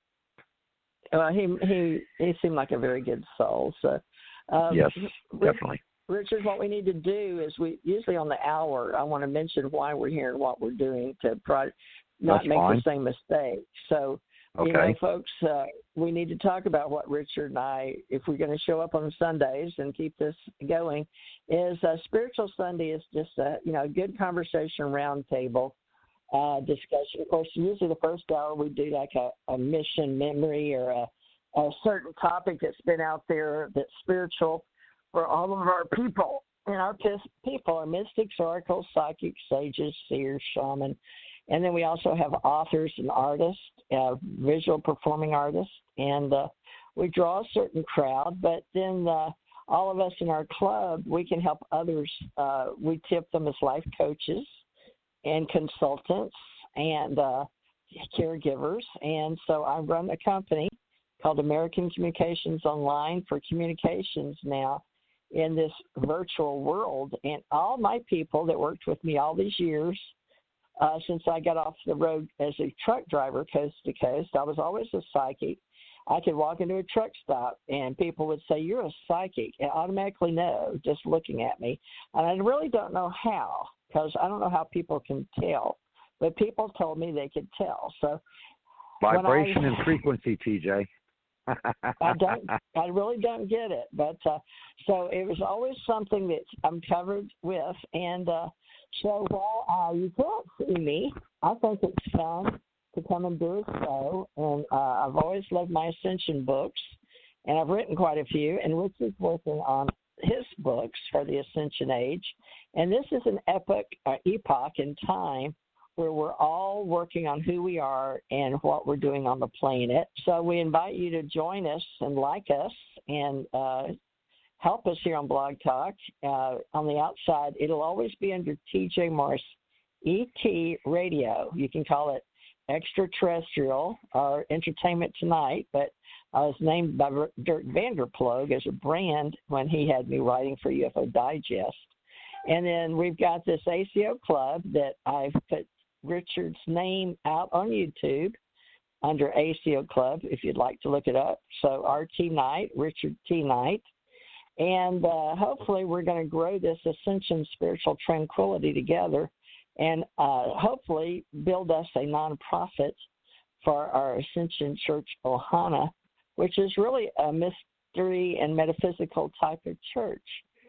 I don't want to claim any type of one religion, if you guys don't mind, under Ascension, because it's really more of a philosophy that you believe your soul is immortal and you're raising from the 5 levels, they say, here at the planet. But, in the old Jewish Kabbalah, they have 5 levels of the soul as well. I don't know if any of you study that, but it's a lot of fun to study what other people have journeyed on and written about. And you can find your own way. And I believe we're all on a life path. Now, Richard, let's talk about the spiritual journey and why Ascension Spiritual Tranquility today, of all days. Some people just tune into, like you said, the vibration and the frequency. So you want to talk about the virtual mystery of why people cross paths? Because I find that very curious that you and I are working together today. Okay, well, this probably would be most useful information to the general audience as well. All right. I do believe, based upon the philosophy and conversations and experiences of Sylvia Browne, a very well-known, world-renowned psychic who actually lived in my neighborhood, so it was surprising that when she founded her original church that we didn't run into each other physically. But anyway, she saw things from the perspective that as spirit beings, okay, we come to like a table of agreement on the other side. Now, when I say the other side, that's to denote that there's a difference that we are in pure spirit form, and as compared to this side, where we're in physical form as well as spiritual beings. Okay?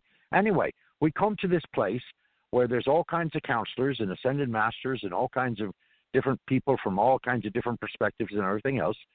And on this table is basically laid out a lifelong corridor of all kinds of experiences and all kinds of undertakings, and also amongst the various perspectives and so forth that are presented are pictures of given individuals, and underneath the pictures we determine a date and a time and a place that we will in fact meet those persons when we actually come into physical incarnation. Now, of course, we have no way of knowing on a conscious level that this is about to transpire, and heck, that would take the fun out of it if we did know. So anyway, it's kind of like a wheel of fortune, you could say, and you go through life, and in turn, you meet different people at different times, in different places, totally unexpectedly, and some you instantaneously know just by looking at them or just by hearing their voice, that in fact you have known this person for a very long time, even though you know for a fact this is the first time you've ever heard of them, okay? And so these are all piled back to our contracts, as Sylvia would say, because basically when you're in spirit form, you feel completely invincible. So you sign up for all kinds of crazy experiences down here on Earth, and you have no earthly idea as to exactly what you're signing up for, but you don't care because you consider yourself to be invincible. Well, you get down here, and all of a sudden you say, oh, geez, why did I sign up to experience cancer? And you find out that you've got cancer, and you have to go through all the trips and all these other kinds of things regarding cancer. And, of course, during the contract, you also may have several exit points. Now, these are points in which you would find yourself at a doorway where basically you have a given choice as to whether or not you want to go home or not. And, of course, I say home, again, alluding to the other side, or what I call spiritual reality in the purest essence of conscious energy, and not a physical form of any kind, which I denote here in the third dimension or the 3D world or on Earth, okay? So, therefore, you can follow along what I'm referring to. So, again, it falls back to this contract table where we've signed up for all these different experiences, and we've also signed up hither, thither, and there to meet certain people at certain points in our lives in certain circumstances. And, of course, like I said, we have no conscious knowledge that this is about to transpire. Instead, it basically all unfolds before us, whether it be by radio, whether it be in person, whether it be by phone, whether it be by circumstance of having to attending the same meeting in the same place at the same time, or if, in fact, you go to meet someone and you all of a sudden recognize the house they're living in, and you get what you call a déjà vu moment, in which you feel like you've already been there before, open the door, and you can already describe the inside of the house as though you've already been to visit. Now, of course, you play into that astral projection, and on an astral plane basis, yes, we all meet each other consistently on a regular basis while we're sleeping. But, of course, here again, we have, for the most part, there is no conscious knowledge of our astrally projecting to another person at another place in time, whether it be on the Earth or on the astral plane itself. So there are no freak coincidences, and I don't believe in chance, and I don't believe in fate, and I don't believe in destiny. The reason being that if you are a spiritual being and you are fully awake, you have the opportunity to change any and all of these, okay? So there is no freak meeting, okay? And there is no, I won't go as far as to say that everything happens in its appointed time, even though from a grander perspective, one could say that, yes, everybody's in the right place at the right time for the right reason. Though oftentimes we may not have the conscious awareness as to exactly why we're there or why we have to undertake this experience or that experience. And I think for a large part, a great deal of it falls back to having a spiritual contract before we actually become earthlings. So I hope that expresses a great deal of understanding in a lot of perspectives from a lot of different areas and so on and so forth. So when it comes to you and I meeting and interacting, you know, TJ, this has been pre-appointed, you could say. That's interesting because I pretty much go with synchronicities and people synergistically involved, and having been that I've discovered more as a human being on this planet about other parts of me that didn't exist, I didn't know about. I wonder if everything is predestined, but now following the way I was brought up, I don't know because of the programming that most of us, at least over here in North America, are given as Christians. And I'm a Christian mystic type because of that's the education I got growing up was not the mystic part, but the Southern Baptist part, but right-wing Republican type stuff. But my dad was a Democrat. My mother was a Democrat. My dad was Republican. But, in today's world, there's so many ways to separate you. And I don't know that any one path is right. So the spiritual journey was the only one that seemed to keep me interested, was the spiritual, which was the mysteries, always searching for something that seemed just the information, wanting education, wanting knowledge, wanting the knowing of how things are and all that. So, it was that energy that I didn't know about, and I too followed Miss Sylvia Browne and some of her books, and some people liked her and some didn't. Some believed she was a real psychic, some didn't. But the thing was, she helped people, and I think she had a good heart. And she has some books through. They're in my room actually. They look brand new when I got them in Tampa when my daughter was dying. And, I've seen a lot of death and dying, and I want to believe that this is just a temporary place like a virtual reality. Yet the children, Richard, that are growing up in this reality we've created in cyberspace, the gaming and entertainment is a huge industry. It's not going to go away, folks. It's only going to get more so. And, Hollywood, there's nothing wrong with the way that if you look at the history of America and Hollywood, they sort of go together. And all the way back to all the people that had money and then Rockefeller helping during the World War and all that. But I believe a little differently probably than Richard, but that's okay because each one of us is unique part of the Godhead or a shard of the mirror that we all project each other. So Richard and I are going to learn hopefully to talk with each other. So I hope you guys will give us a chance. And I had invited Suzanne to come back on Thursdays to help people as well. And, Richard, do you think you may want to do Wednesday, or did you say Saturday? Well, I can do any day at any time we so choose to appoint. Well, I'm completely open and flexible. Well, a lot of, we have a world in the 3D reality, and people reach us here because they have paid for our cell phone or a way to listen to us on Wi-Fi, and we never know who out there is listening.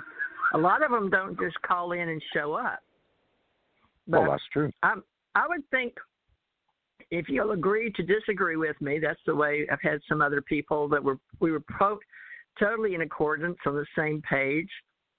But others, it's sort of like if I play the piano and you play the piano, you can play the bass notes, I play treble. Or you play one side of the piano, I play the other, or black notes versus white notes. But there's always dualistic, and there's always two sides, at least here with the sun and the moon, and a night and a day, and a black and a white. But we have all the one thing I'd like to say today, Richard, is get across to people that this isn't about race. It's the uniqueness of each one of us. When we come down here, wherever you think, maybe up here for some people, when you hit this ball that's spinning through this huge place in space, and we go boom. And I know when I hit my body when I died, I came in whoosh, And I came up off the gurney, but I was an adult when I had my fourth daughter and died and came back in my body. But I usually work with people that, excuse me, I've got to swallow. I like to work with people that are building. They're co-creators. They know they're a creator.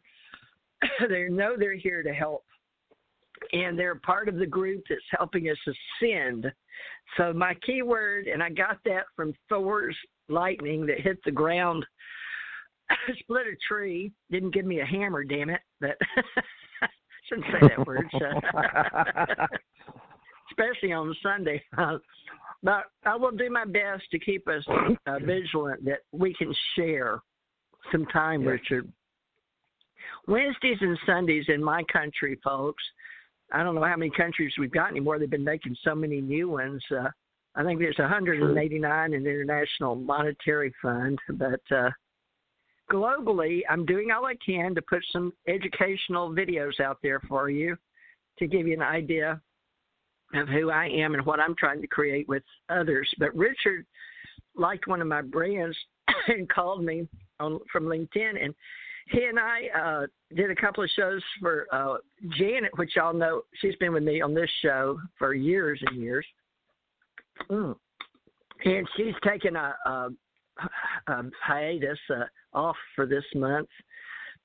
She may return next month. But she's working on some new books and some new websites and videos. And Richard and I will be. But this was our first day. And I think, Richard, we did pretty good. But I just want you to be okay with the fact that you may, like, I use the word soul and spirit separately than you do, but also different than Tommy. So I think of my soul like an oversoul, but also that was like Jane Roberts, one of the first things I read about an oversoul. But channeling your higher self. And then in Hollywood, they say channeling and reading. They use a lot of terms. But it'll be okay, Richard, won't it? Because we can set up our own dictionary or Wikipedia or wiki, folks. Because there's plenty of them out there. Well, let's do Wednesdays for mini readings, if that's okay with you.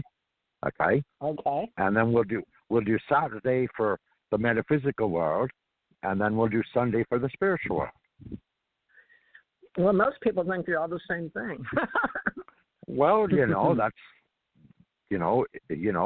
people look at a glass of water and it's either half full or it's half empty. It's all a matter of your cup of tea. Okay. So we'll go into, let's say that we address on Saturday hauntings, ghost adventures, solutions to hauntings, solutions to releasing spirits, and that kind of thing, and focus from that perspective. And then on Sunday, just save it for purely spiritual and tranquility. And so you could say that we're helping people with some mini insights on Wednesdays, okay, to the reality, whatever the questions happen to be. Wednesdays was my women day, but it can be generic because Jenny hasn't committed to whatever you want to do. If you want to do, you know better than I what your schedule is. I don't have any idea what you've got scheduled when. You know what I'm saying? So if you toss out what's available, then we can just set the parameters from there. I think we did pretty good with people we didn't know, but I just went ahead and opened I lost a few people, to be honest with you, but that's okay. They'll either go to another show or come back by, visit.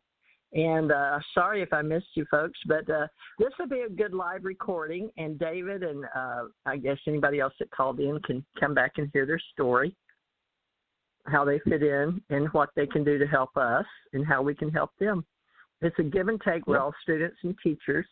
Is there any one thing, Richard, that you would like to be known for starting today as the original day you and I are starting this together? Something you want to be known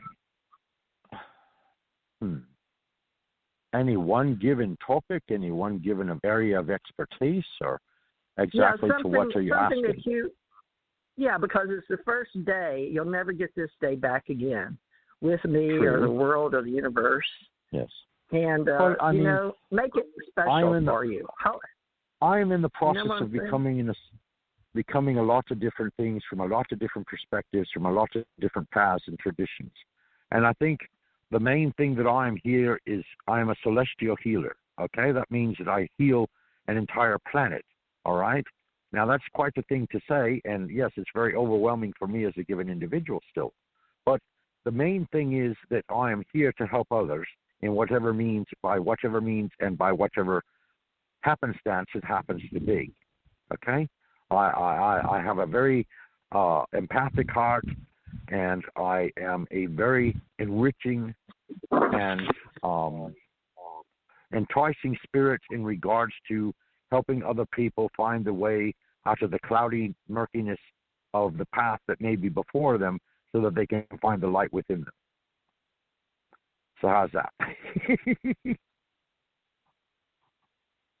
You still there? Yeah, I'm still here. Here. Yeah, I think that will be good. And folks, we may in the first hour discuss the topic. People listen and they hear you, like David said, they hear your tone, and that you're trying to help people, and they may want to be a part of it and add, or ask, how our feel to get feedback. Like he said, just to get feedback sometimes is good. Sure. And get a support. And a lot of life coach counselors do that, folks. It's not a bad thing to have a life coach to help you get from point A to point B. And sometimes searching on Google is the easiest way to do that, or go on YouTube. And Microsoft owning Skype, we use Skype to communicate with each other. And a lot of people are supporting Vimeo now, and other things besides YouTube. There's BitChute and Library, but the universe has offered us cyberspace culture, and now it's going to be about splintering into like educational pathways, medical pathways, corporate pathways, because now we're all entangled, and it actually began in an educational type of communication. I needed it to get in touch with my people from Hawaii back when the government was just installing from Wayne to Microsoft in Hawaii, but I needed it to communicate with my offices in California and New York and Dallas, and see what my stock was in Atlanta, Georgia. So I could see the potential for this space, and I had done an Eco Expo, and we're doing a new network, and people want to be a part of the World Information Network. So in a way, when you think and visualize something that you need, we're not supposed to have needs, wants, and desires in this reality if we're truly blissful. But, of course, if we're having food, clothing, shelter met. But, logically, why are we here? And that's supposed to be your soul journey or your spiritual journey. And Richard and I will do our best to come up with some best definitions and maybe write our own words. It may take a while, and also a directory of people that we can refer you to. Because in my group from years ago, I said we would do that. People you could trust that we know to refer you to. How do you feel about that, Richard? Sure. I don't have any problems with that. You know what I'm saying? Yep. Yeah, the best people to do this or that. And the exactly. Experts in their own field, that are basically being qualified and quantified as being the real, genuine article, and not something that, would be perverse in any way or mislead you in any way or take your money and run, as is often the case, unfortunately, with a lot of psychics and other personalities. Not that I'm naysaying anyone, because I do believe that there are thousands of psychics out there, just as there are genuine astrologers and genuine healers and genuine empaths and genuine spiritualists and genuine metaphysicians and all these different kinds of things. The thing of it is that they all need to come together and form a community, because basically what we're about to go through on a planetary basis may be quite strange in regards to never having experienced it before.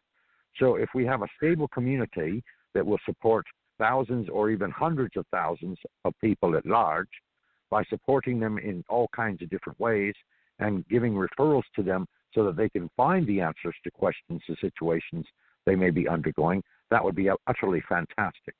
And most assuredly, probably a first, especially ever based on cyberspace. Well, I think I may leave Fridays for ufology and alienology, so we can discuss those of other universes or even in our solar system or other planets.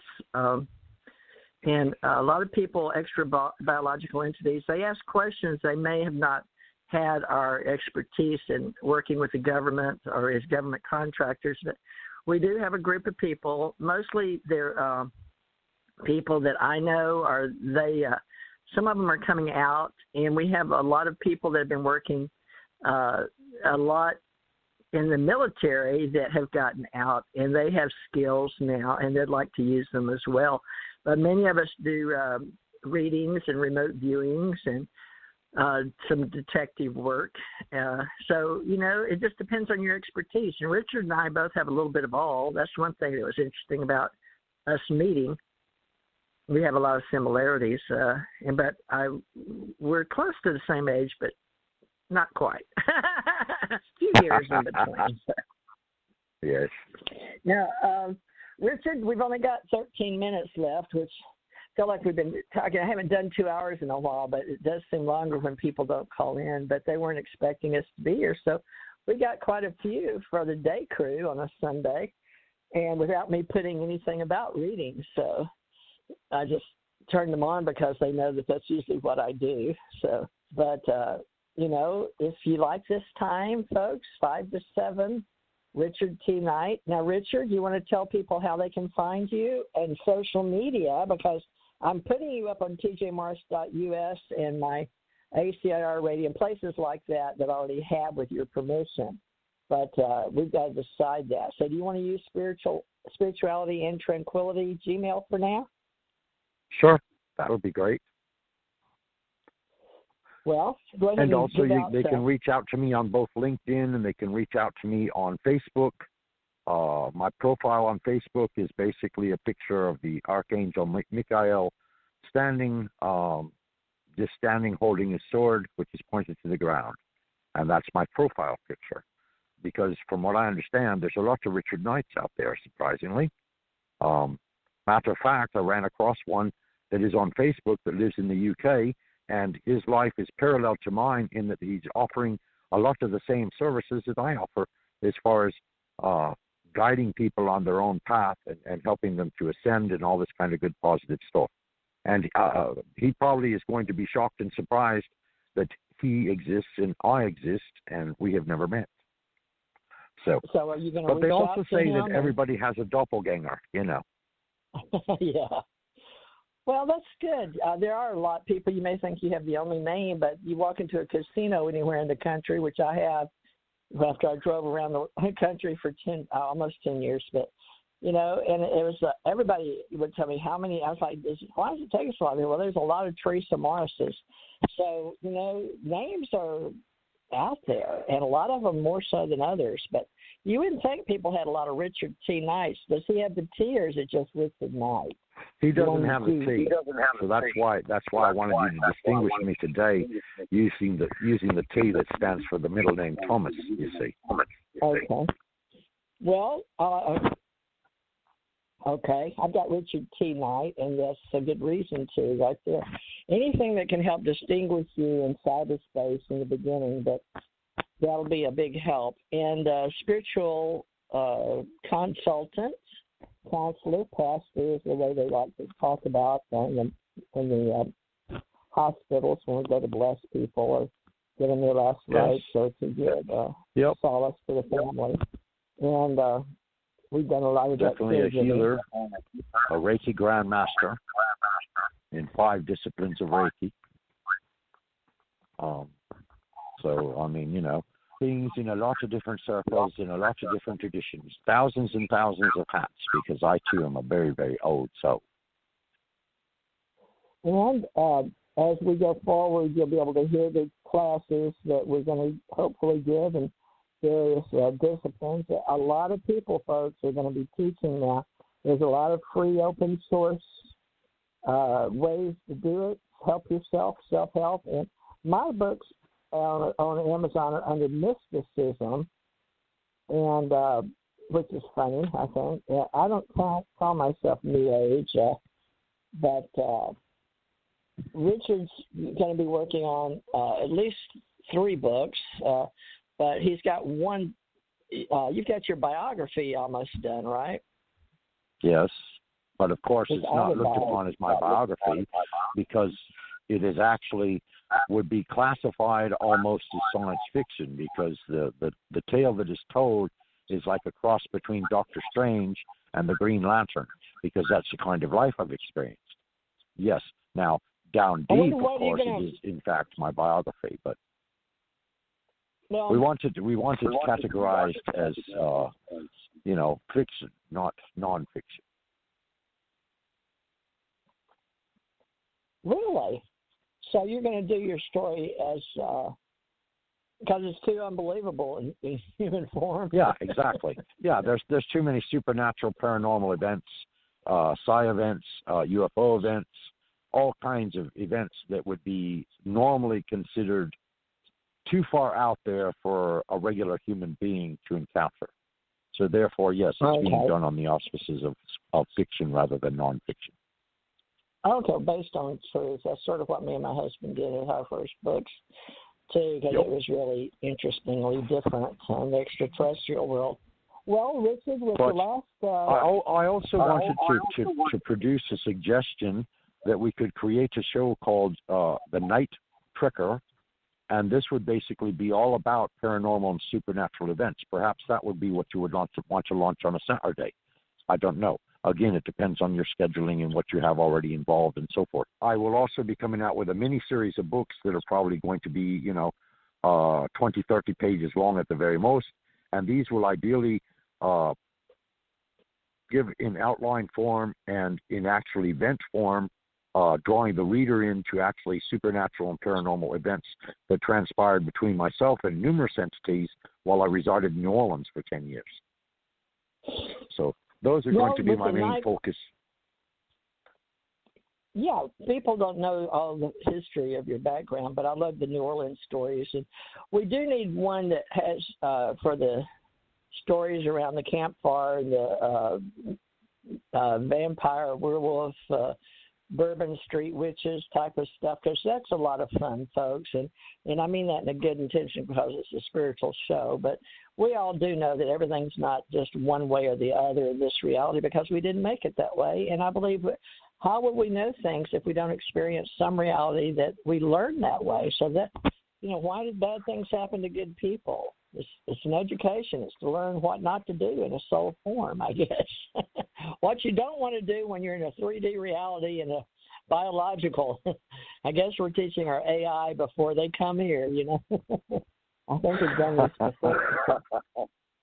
Richard, do you think the past, present, and future are all happening like parallel dimensions? Say again? I caught the last part. Do you think the past, present, future is happening in the now? Yes, I do. Like parallel, because I've always felt like I do indeed. Simply because the past naturally gave us the foundation of who we are. The present, of course, gives us the aspect of knowing who we are and how we outlook on the world. And then, of course, the future itself is what we're creating moment by moment. So therefore, yes, in actuality, all three do, in fact, happen in the now or the now moment, which, of course, that is the present expression of most New Agers is, you need to be here now, which was a book that came out back in the 70s, actually. But, of course, that whole venue of thought and way of looking at things is being revamped. The new wave motion and movement right now is be here in the now. Live in the now moment. In other words, completely disassociate from anything in the past that would hold you back, anything in the present that is attempting to subdue you, or anything in the future that may put a bent in your situation that you might want to avoid. Well, I look forward to reading your books and hearing your conversations with other humans in the future. So we'll have to come up with something if people want to share the dark side, too. Not one of my favorite things, but I never like to watch scary movies. But Science fiction and fantasy. I do love space books, though, anything to do with space and extraterrestrials and UFOs, and those that I believe have always been here that help us grow. But most of the people listening to Sundays want to think more of the angelic, extraterrestrial, and your oversoul and your guardian angel and all of that. But at the same time, things do happen on this planet. Maybe not other planets. Maybe not underground, and maybe not over Earth. We don't know. We'll see how we all endless start having possibilities. this ascension. This tranquility, though, Sundays are about resetting your day, your week, being good, helping others, and doing your best to think about your own soul. And that we're only visiting here, folks.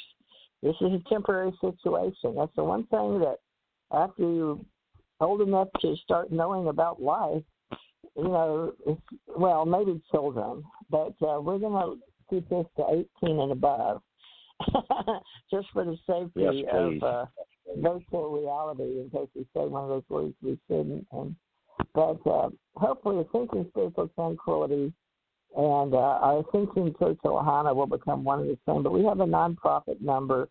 Whether we get money in the next 2 or 3 years to make it real, that will depend on those of you that want to join us and make something happen. And hopefully you'll enjoy what we're doing. I can be reached at tjmarsagency@gmail.com. It's the easiest. I'll make it agency because I've got all these GoDaddy mailboxes, and for different companies. American Communication Online is the main company, but my ministries is the one that sponsors today, Teresa J. Morris Ministries, because of the spiritual aspects, and we began this 2012 on a Sunday. Well, Richard, it's been a pretty good day with you. I would say that this was a successful show. Do you think it was successful? Oh, most assuredly. I mean, we had unexpected call-ins, which we weren't advertising and we didn't expect at all. And I think we addressed their situations to the best of our ability. Positive reviews. And, it's been a pleasure speaking with you today. And it's been wonderful in acting in this way. And, yes, I think it's been very successful. Okay.